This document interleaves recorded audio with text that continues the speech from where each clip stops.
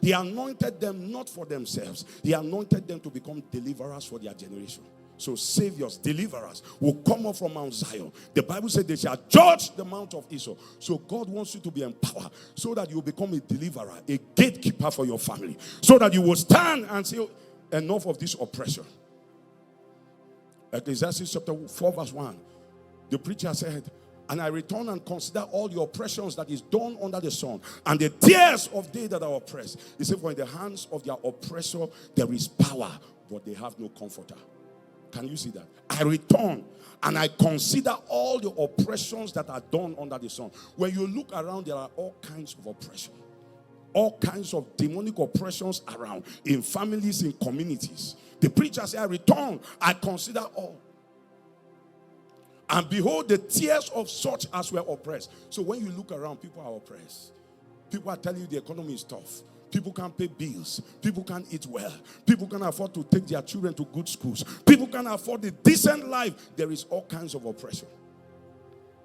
They say in the hand of their oppressors, there is power. He said, but they have no comforter. The comforter there is not supposed to go and meet the oppressor and say, sorry, Well, one day Jesus will take us out of this wicked world. It will all be over. That's not the gospel we're called to preach. I sought for a man that will stand in the gap and will build the wall. God is seeking men that will become judges, men that will become deliverers. He said it is from Zion that they will rise. They will judge the mount of Esau. They will collide with the powers of darkness that are invading the territories and keeping people in oppression. They will come against the four horns that are scattering families and territories. They will become prophetic carpenters. He said, I saw the carpenters. And he said, what has these ones come to do? He said, these ones have come to cut off the horns that have terrified Jerusalem and Judah. So God will raise some of you. That's why he put up this conference. He will raise you to become that prophetic carpenter.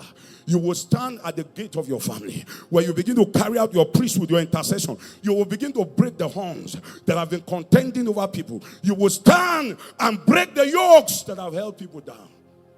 So God exalt your horn, so that you will become a deliverer.